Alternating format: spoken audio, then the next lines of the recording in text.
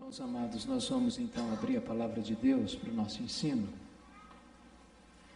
E eu convido você para abrir comigo sua Bíblia no Salmo 11. O Senhor é forte refúgio. No Senhor me refugio. Como dizes, pois, à minha alma, foge como pássaro para o teu monte. Porque eis aí os ímpios, armam o arco, dispõe a sua flecha na corda, para as ocultas dispararem contra os retos de coração. Ora, destruídos os fundamentos, que poderá fazer o justo? O Senhor está no seu santo templo. Nos céus tem o Senhor seu trono. Os seus olhos estão atentos e as suas pálpebras sondam os filhos dos homens. O Senhor põe à prova ao justo e ao ímpio. Mas ao que ama a violência, a sua alma o abomina. Fará chover sobre os perversos brasas de fogo e enxofre, e vento abrasador será parte do seu cálice. Porque o Senhor é justo, Ele ama a justiça. Os retos lhe contemplarão a face. Eu convido a igreja para ler comigo a uma só voz o verso 3. Ora, destruídos os fundamentos, que poderá fazer o justo? Irmãos queridos, todos nós que temos os olhos abertos e os ouvidos atentos, e os corações apercebidos, somos testemunhas oculares de que nós estamos vivendo uma inversão de valores em nossa sociedade.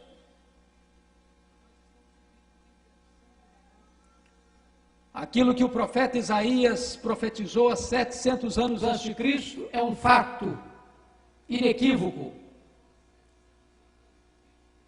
em nossos dias. A nossa sociedade chama a luz de trevas e trevas de luz. Chama o doce de amargo e o amargo de doce. Chama o bem de mal e o mal de bem. A questão não é apenas hoje a promoção do mal. A questão hoje também é a coibição do bem. Talvez nós chegamos hoje no cumprimento da profecia de Rui Barbosa. Chegaria o dia em que os homens teriam vergonha de ser honestos. O ano passado assistimos, chocados, escandalizados, o maior traficante deste país, sendo levado para uma audiência pública, num jato particular, alugado pelo governo, pagando R$41 mil, quando milhares de cidadãos honrados dessa terra morrem à míngua nas portas dos hospitais, sem atendimento. Isso é uma inversão de valores. A violência chegou a um estado ou um estágio insuportável. Todas as vezes que eu pego o jornal A Tribuna, eu fico pensando se na verdade nós moramos nessa cidade. Mais de 50% do que se noticia ali são crimes bárbaros que acontecem à nossa volta. Vivemos trancados, com cadeados, sistema de alarme, cercas elétricas, cães bravos, com medo de bala perdida, sequestro relâmpago, de arrombamentos. medo até da polícia. As gangues estão invadindo as escolas. Parece que não há lugar e nem refúgio seguro para toda a horda do mal que se espalha e que age tantas vezes à revelia da justiça e ao arrepio dela.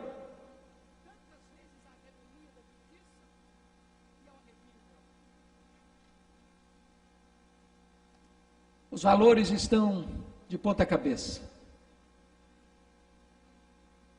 A família está confusa. Não sabemos mais o que é hoje casamento. Porque desde que a história existiu, Deus criou homem, Deus criou mulher. Parece que hoje nós estamos criando um terceiro sexo. Quando se fala em casamento, precisa definir o que é casamento. Não é mais entre um homem e uma mulher. Aquilo que até há bem pouco tempo era considerado alguma coisa vexatória para a sociedade, não é hoje mais coibido, é hoje proclamado na mídia como a mais pura das virtudes. Estamos vivendo uma inversão de valores. O tráfico controla setores das nossas cidades. Manda e desmanda como um poder paralelo. E muitas vezes com a conivência de autoridades, com interesses inconfessos. O mundo fala de paz, mas investe mais na guerra. As nações poderosas se fortalecem explorando as fracas e pobres. A infidelidade em todos os níveis, do palácio à choupana, do Congresso Nacional à Câmara de Deputados, às prefeituras municipais, às câmaras de vereadores, todos os setores da sociedade estão fermentados pela levedura da corrupção.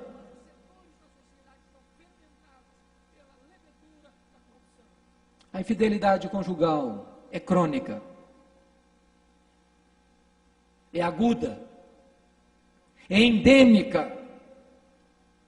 Parece que hoje falar em fidelidade é uma coisa ultrapassada. A corrupção moral alcança níveis insuportáveis. As três classes que deveriam ser as três classes mais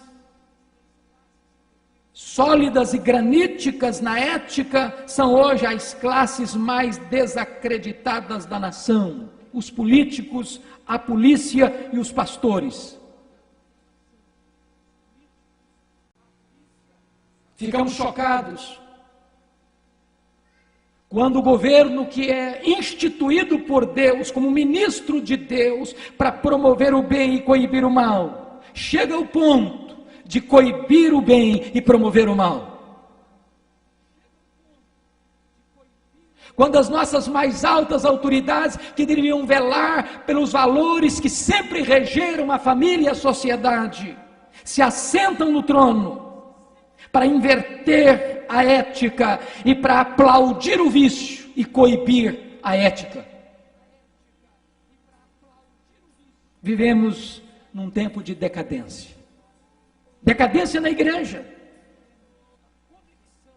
A igreja evangélica até há alguns anos era guardiã dos valores absolutos. Hoje, muitas igrejas têm se tornado covil de salteadores. As igrejas evangélicas, se você leu a revista Veja da semana passada, do dia 12 de março, expõem os escândalos, os crimes horrendos nos bastidores do poder eclesiástico.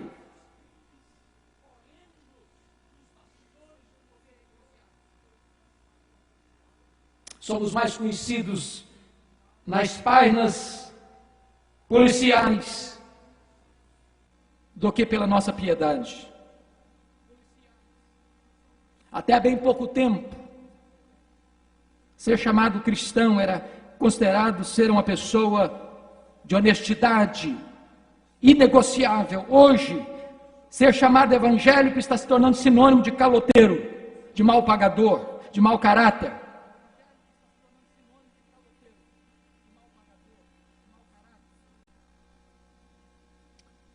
Os fundamentos estão sendo destruídos. Davi também estava enfrentando esse problema. Davi estava sendo, à luz do texto lido, sendo perseguido por Saul. Saul era o rei, mas era louco. E Saul queria matar Davi. E Saul procurava Davi para matá-lo na cidade, no campo, nos desertos, nas cavernas. Ele era o rei, ele era a lei, ele era a força. Ele não tinha ninguém para prestar contas. Ele era absoluto. Por isso ele perseguiu, ele matou, ele oprimiu.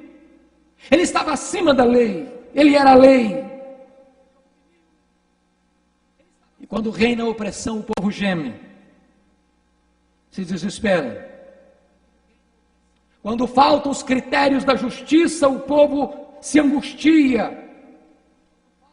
Quando os valores estão sendo invertidos, a sociedade perece. Assistimos com vergonha alguns dos políticos apanhados em flagrante de crimes de lesão ao erário público, retornando à vida política, e alguns deles ganhando votos como campeões de votos neste país. Estamos ensinando às novas gerações que o crime compensa. Estamos vivendo uma inversão de valores. E eu queria, nesta noite, amados irmãos, à luz desse texto, examinar algumas verdades para a nossa reflexão nesta noite. Quero dizer para você que o processo da destruição dos fundamentos é algo antigo. Os fundamentos são aquilo que sustenta um edifício, que mantém valores, princípios absolutos, que servem de baliza.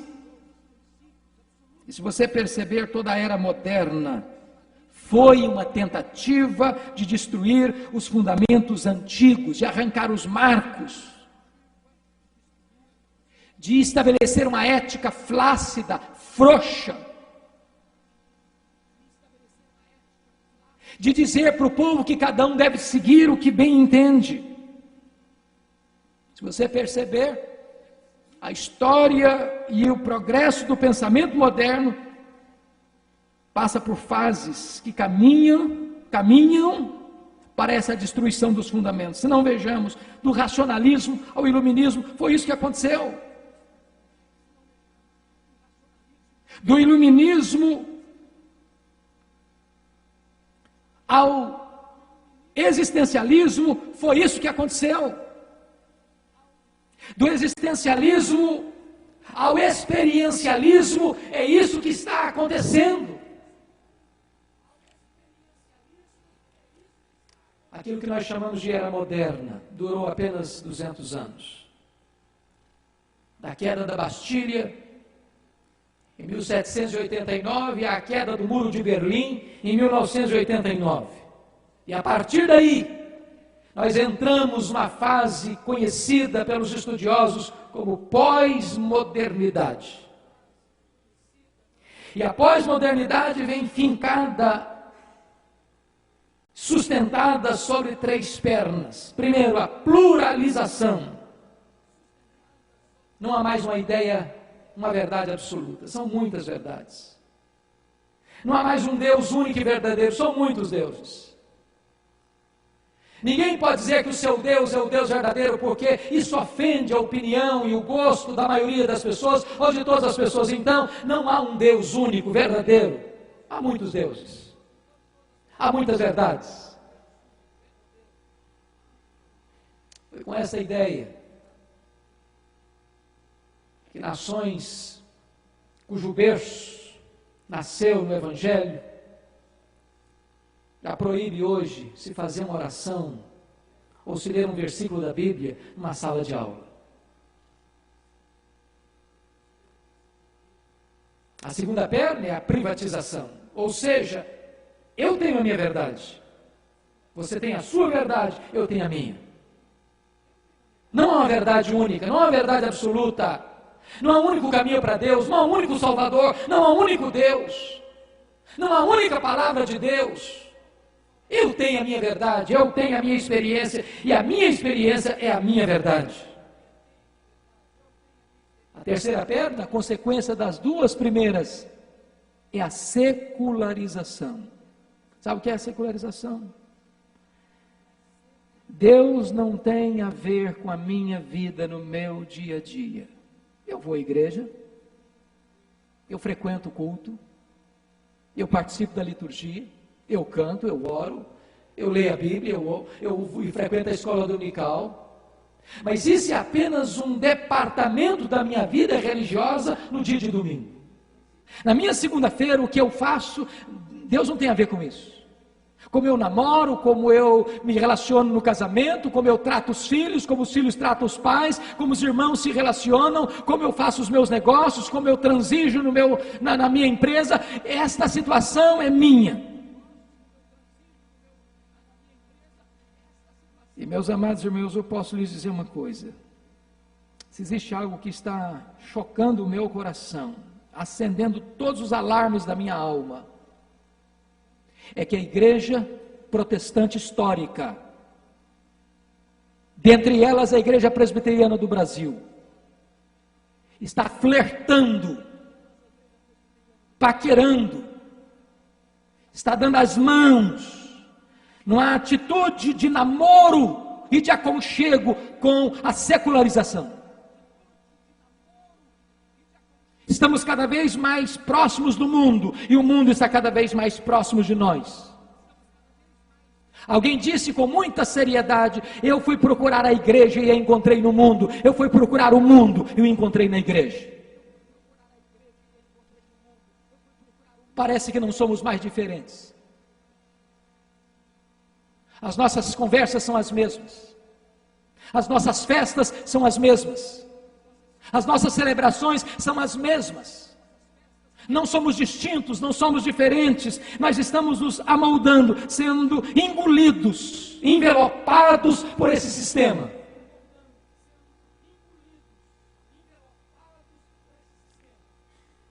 Os marcos antigos estão sendo removidos.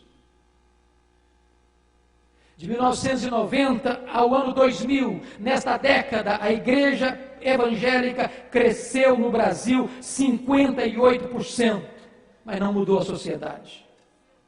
As pessoas entram para a igreja, mas elas não são transformadas.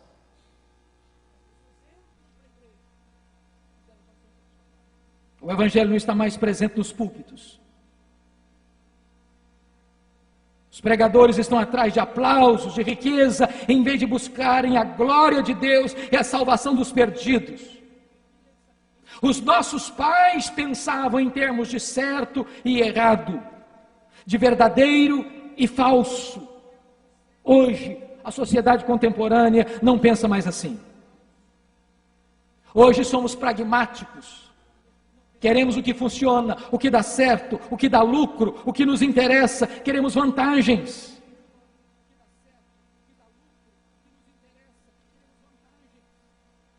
Os fundamentos estão sendo destruídos. Eu posso lhes garantir, meus amados irmãos, que, para nossa tristeza, o que nós estamos assistindo hoje é o florescimento de uma igreja mercado e de um outro evangelho, de uma igreja empresa, que transforma a palavra de Deus em mercadoria barata, transforma os templos em praças de negócios, transforma os púlpitos em balcões de comércio, muitas vezes inescrupuloso, e a finalidade última tem sido lucro.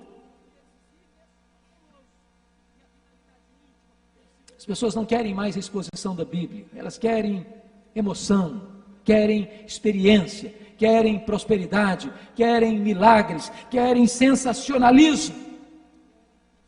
E se nós não acordarmos, nós poderemos ser tragados por esse vendaval. Prestem atenção, queridos, a história caminha para uma destruição dos fundamentos. Sempre foi assim. Mas hoje talvez com mais celeridade, com mais profundidade. Na época de Davi, os fundamentos estavam sendo destruídos. Saul, ao arrepio da lei, agia com despotismo, matando inocentes, ultrajando o princípio da justiça para atender aos seus caprichos pessoais. Na época do Império Romano, a sociedade era pluralista. Os fundamentos estavam destruídos, e eu vou lhes dizer que Roma nunca foi intolerante, nunca foi. Intolerantes eram os crentes. Roma permitia que qualquer cidadão tivesse o culto que quisesse ter, o Deus que quisesse ter, desde que adorasse a César. Mas os cristãos diziam: não, nós não nos curvamos diante de César, só Jesus é o Senhor, por isso eles foram mortos. Perguntaram há alguns anos, pastor Otto Guanais Dourado em Recife, de saudosa memória: reverendo, se a igreja for mais perseguida, ela será mais fiel? Ele respondeu: não, se ela for mais fiel, ela será mais perseguida. Queremos a amizade do mundo, queremos os aplausos do mundo, estamos perdendo os referenciais. Durante o período do iluminismo, o mundo passou a desprezar a Bíblia. Por quê? Porque o racionalismo dominou. E a ideia era: eu não posso aceitar como verdade aquilo que a minha razão não explica. Quando jogaram esta tese racionalista para dentro da teologia, esvaziaram a Bíblia, porque a Bíblia é o livro dos milagres. A Bíblia é um milagre. Eu não posso explicar que Deus do nada tudo criou. Eu não posso explicar como Deus, sendo um, subsiste em três pessoas. Eu não posso explicar a encarnação do Verbo, porque Deus, sendo transcendente, se esvaziou a ponto de entrar no ventre de uma mulher e nascer e ser enfaixado em panos e deitado numa manjedoura. Eu não posso explicar a ressurreição, eu não posso explicar os milagres, eu não posso explicar o cristianismo, a não ser que eu creia que Deus é Deus e que Ele tem poder de fazer coisas extraordinárias. Mas nessa época se negava a possibilidade de crer em milagres, e as pessoas diziam: não, a Bíblia não é confiável, a Bíblia está cheia de mitos, de erros, e a Bíblia não pode ser aceita como verdade absoluta. Chegamos no século XIX, o liberalismo devastou os fundamentos da igreja. E aí, as pessoas não acreditavam mais na inerrância, na infabilidade e na suficiência das Escrituras.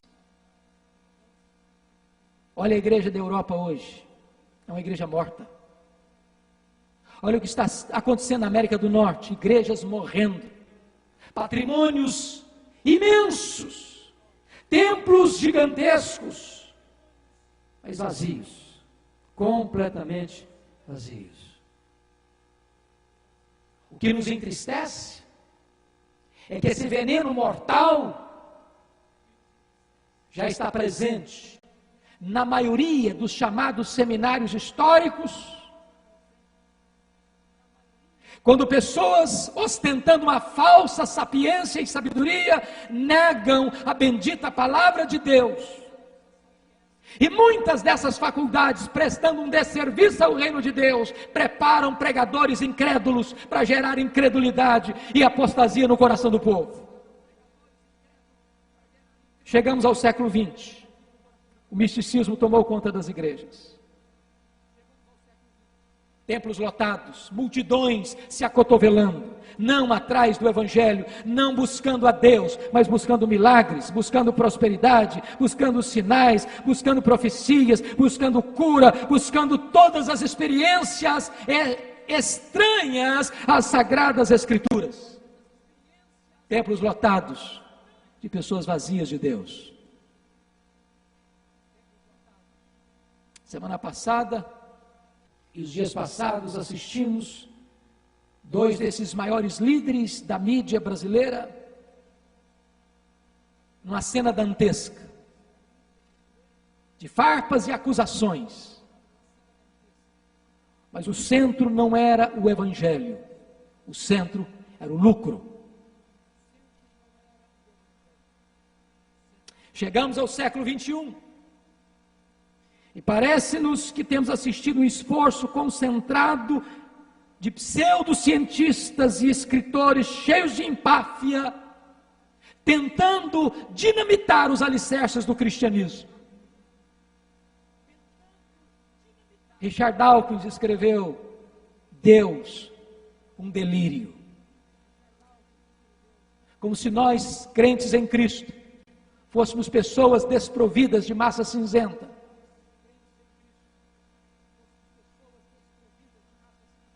Semana passada recebi um e-mail de um jovem que mora em Londres. E esse moço chorava nas suas palavras, dizendo: Pastor Hernandes, a Inglaterra não é mais o país de John Wesley. A Inglaterra não é mais o país de George Whitefield. A Inglaterra não é mais o país de David Livingstone. A Inglaterra não é mais o país de William Carey. A Inglaterra não é mais o país de Charles Haddon Spurgeon. A Inglaterra não é mais o país de William Wilberforce. A Inglaterra é o país de Richard Dawkins, é o país do ateísmo, é o país da apostasia, é o país que vê os templos evangélicos sendo vendidos e sendo transformados em boates, em bares, em teatros e em mesquitas muçulmanas. Os fundamentos estão sendo destruídos.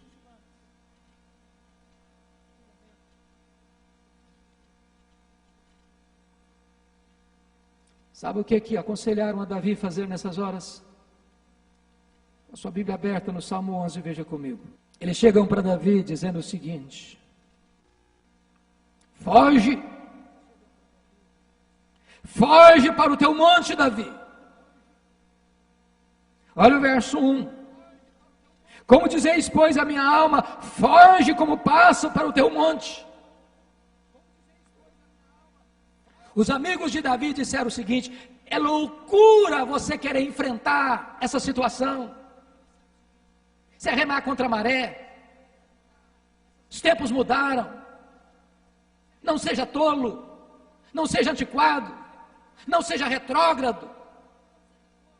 Enquadre-se ou fuja. Não enfrente, não é seguro, não é sensato. Não há chance de sair vitorioso. Entregue os pontos, jogue a toalha, pare de lutar, pare de remar contra a maré. Meus amados irmãos, não é fácil para um crente hoje, em tempo em que os fundamentos estão sendo destruídos, manter sua fé intacta no Deus vivo. Eu fico pensando, um jovem, moço, uma moça da nossa igreja, numa sala de aula, eu me lembro do Darwin. Não havia um dia sequer que eu não ia à porta do Darwin sem que tivesse uma ou duas ou três peruazinhas com um serviço de som, convidando os jovens para uma boate. E esses jovens dizendo: eu não vou. E eu não vou porque eu sou crente no Senhor Jesus. Eu não vou porque conheço algo melhor. Eu não vou porque eu tenho um compromisso com a verdade.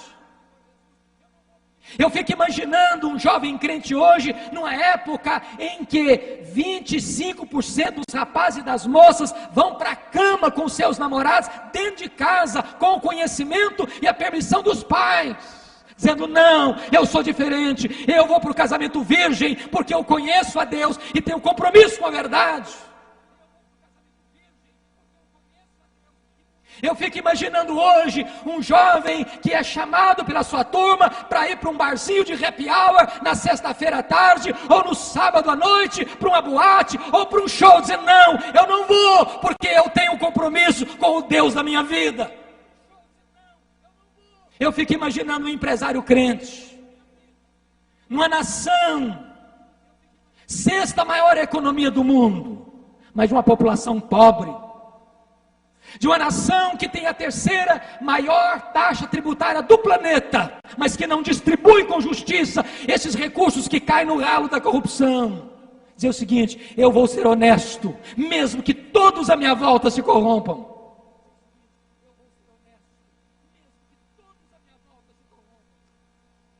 Disseram para Davi: Davi, não dá, fuja, fuja.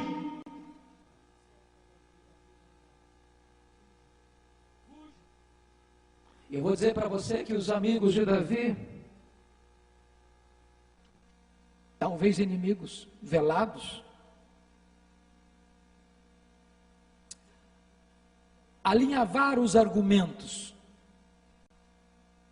justificaram o conselho para fugir. Se não, vejamos, a violência do inimigo é implacável. Olha o verso 2: porque eis aí os ímpios armam o arco, dispõem a sua flecha na corda. O que estão dizendo para Davi é o seguinte: Davi, não pense que você vai escapar, o arco já está esticado, a flecha já está apontada para o seu coração, não é seguro escapar, não é sensato resistir, fuja.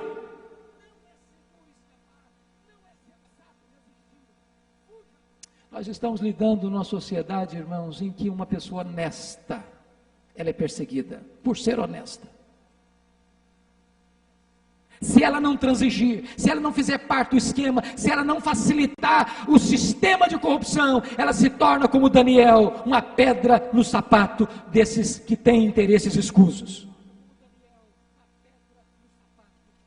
Segundo lugar, a política do inimigo é traiçoeira, é enganadora. Olha o versículo 2 ainda comigo: para as ocultas dispararem, não contra os maus, não contra os delinquentes, não contra os ladrões, não contra os ladrões de colarinho branco, não contra os assassinos, mas para dispararem às ocultas contra os retos de coração. É um jogo tramado nos bastidores, nas caladas da noite, traiçoeiramente, na escuridão, conspiração velada, invisível, mas uma armadilha mortal.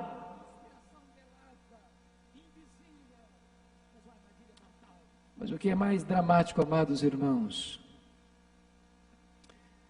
é que esta ação do inimigo, ela é demolidora. Versículo 3 diz: ora, destruídos os fundamentos, que poderá fazer o justo? Não tem a quem recorrer.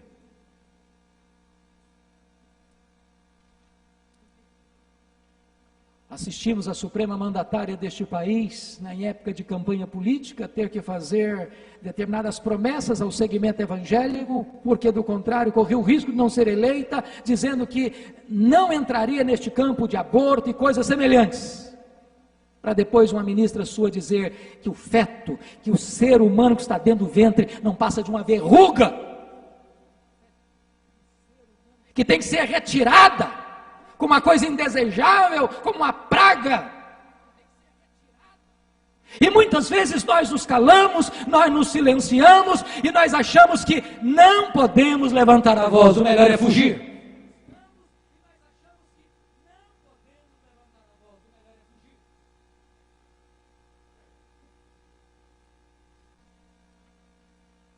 Eu quero dizer para vocês, para os irmãos queridos nesta noite, o que vamos fazer? Só há duas teologias aqui. Só há duas teologias. A primeira delas é a dos amigos ou inimigos de Davi. Não sei se são amigos ou inimigos que estão aconselhando: fuja. E a teologia é esta: a segurança só pode ser encontrada na fuga. Se você está ameaçado, abandone as causas justas e fuja. Salve a sua pele, proteja-se.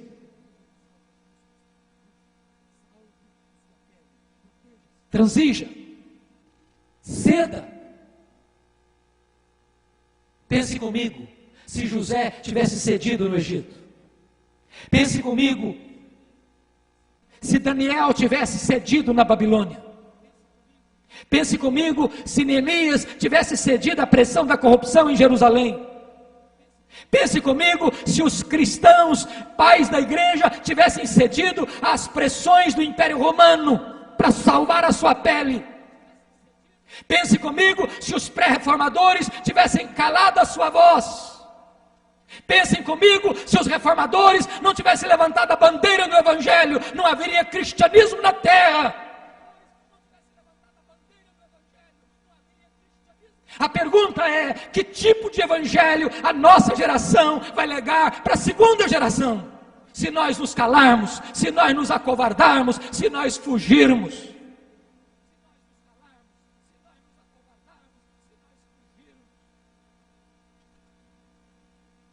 A segunda teologia é que a segurança é encontrada pela confiança no cuidado protetor de Deus.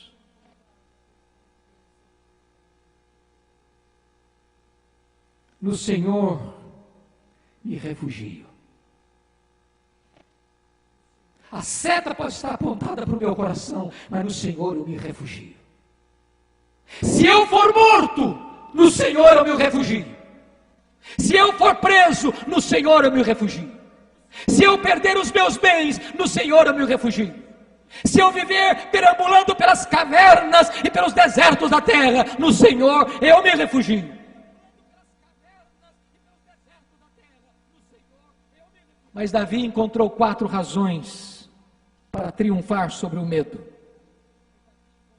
e não fugir. E eu gostaria que vocês olhassem comigo quais foram essas 4 razões de Davi. A primeira razão de Davi foi a soberania de Deus. Olha comigo o versículo 4. O Senhor está no seu santo templo. Nos céus tem o Senhor o seu trono. Os seus olhos estão atentos, as suas pálpebras sondam os filhos dos homens. A terra está assistindo os homens arrancando os marcos, destruindo os fundamentos, quebrando as cercas, os limites, as balizas. A terra está assistindo os homens dizendo, não existe um só Deus, não existe uma só verdade, não existe uma só ética, não existe um padrão, não existe absolutos, tudo é relativo, os fundamentos estão destruídos, mas Davi diz, meu Deus está no trono. Seu trono não é abalado, ele reina.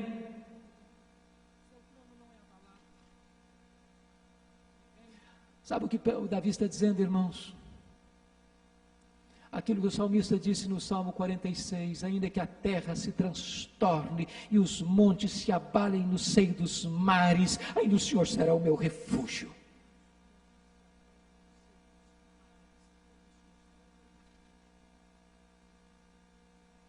Quer dizer para você que Deus conhece os nossos inimigos, Deus conhece as estratégias dos nossos inimigos, e Deus é poderoso para nos guardar e para nos dar a vitória, e o mal não triunfará para sempre, os ímpios não prevalecerão, os ímpios não ficarão na congregação dos justos, os ímpios não prevalecerão no juízo de Deus, os fundamentos podem estar destruídos debaixo dos seus pés, mas você olha para cima e vê o trono de Deus imperturbável.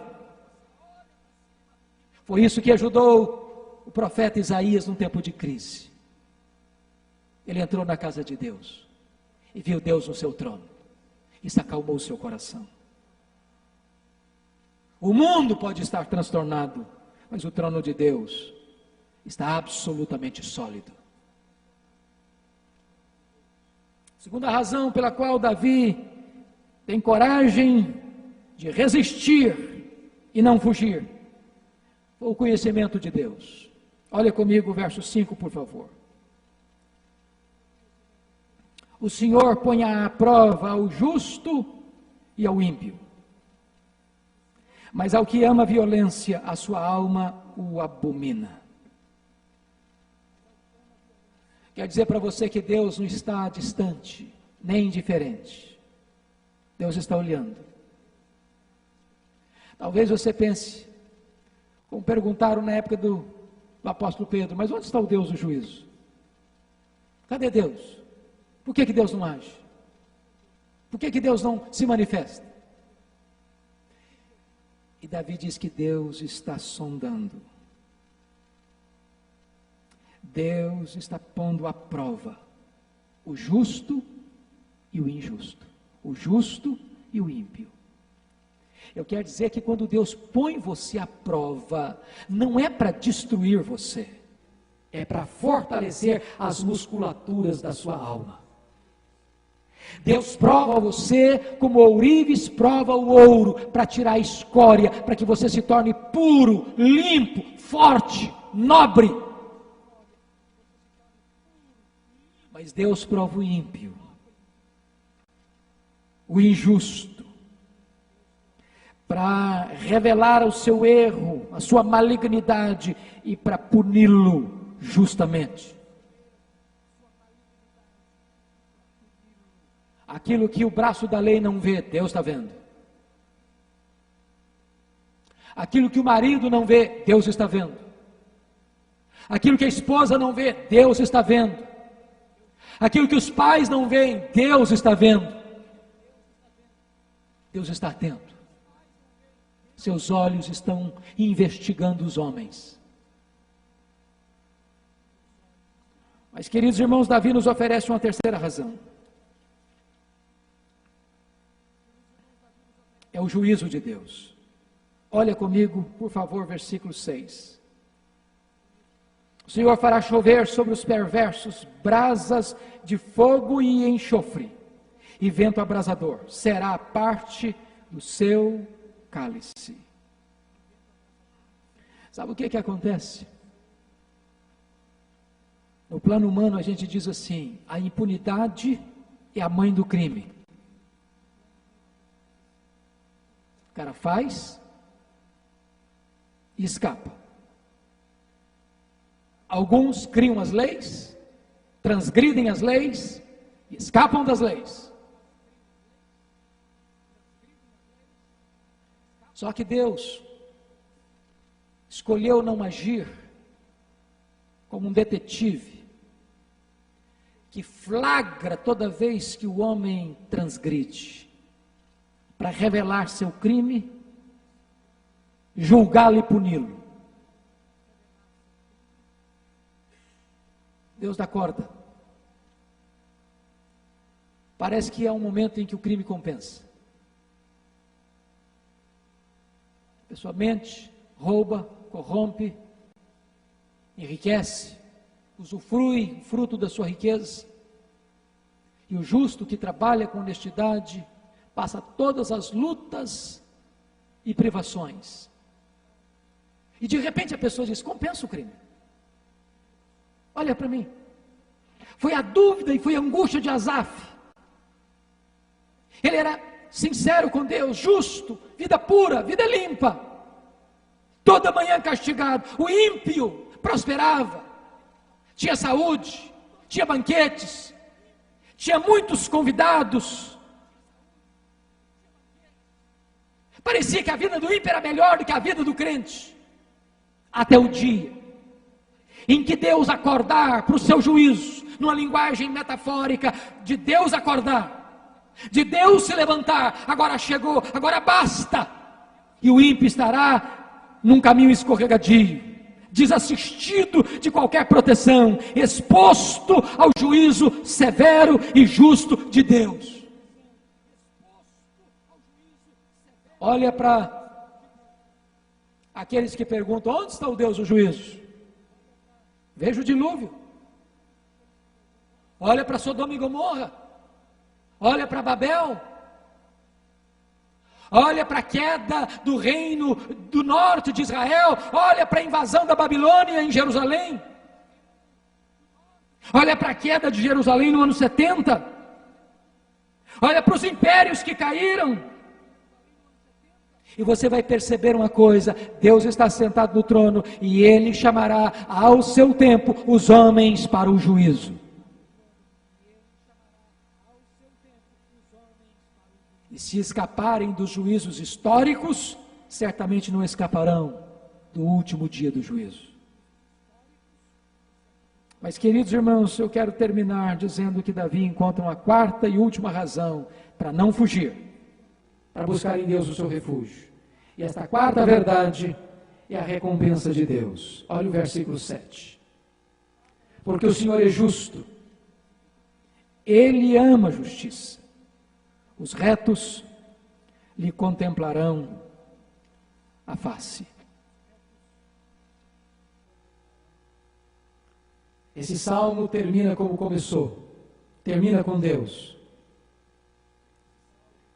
E Davi afirma um atributo de Deus, Ele é justo. E Davi afirma o prazer de Deus, Ele ama a justiça. E Davi lembra uma promessa de Deus, os retos lhe contemplarão a face. Meu amado irmão, não há qualquer recompensa nesta vida que se compare ao contemplar a face de Deus. O céu só vai ser céu, porque lá nós veremos o Senhor face a face. E eu quero dizer para você que esta é a recompensa. E nós estaremos no céu. Estaremos diante daquele que sempre governou e é o refúgio. Porque naquela cidade, os fundamentos nunca foram destruídos. Nunca foram destruídos. Aquela cidade nunca foi abalada. E se você permanecer firme e fiel, nós estaremos caminhando para esta cidade, cujo arquiteto é Deus, cujo fundamento é Deus, cuja lâmpada é o Cordeiro. Esta cidade, cujo fundamento nunca foi abalado.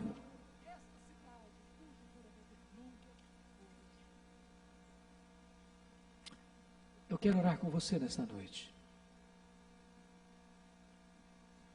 E eu sei que você vive no meio de uma sociedade cujos fundamentos estão sendo destruídos. E você hoje tem a oportunidade de tomar uma decisão e uma posição acerca disso. Ou você foge, ou você se conforma, ou você enfrenta. É muito triste perceber que tem muitos crentes que já cederam.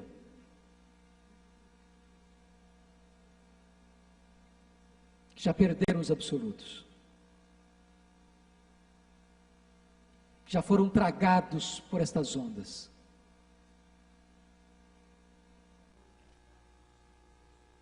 Que já atenderam ao convite do inimigo, venha para cá, vamos nos reunir. Como fizeram com Neemias um dia, disse, não, um homem como eu não foge. Em nome de Jesus, queridos, os absolutos de Deus precisam ser os nossos absolutos. A verdade de Deus precisa ser a nossa verdade. Ainda que façamos uma carreira solo, ainda que fiquemos sozinhos, ainda que sejamos escarnecidos, ainda que a flecha do inimigo atravesse o nosso coração, nós vamos fazer de Deus o nosso refúgio.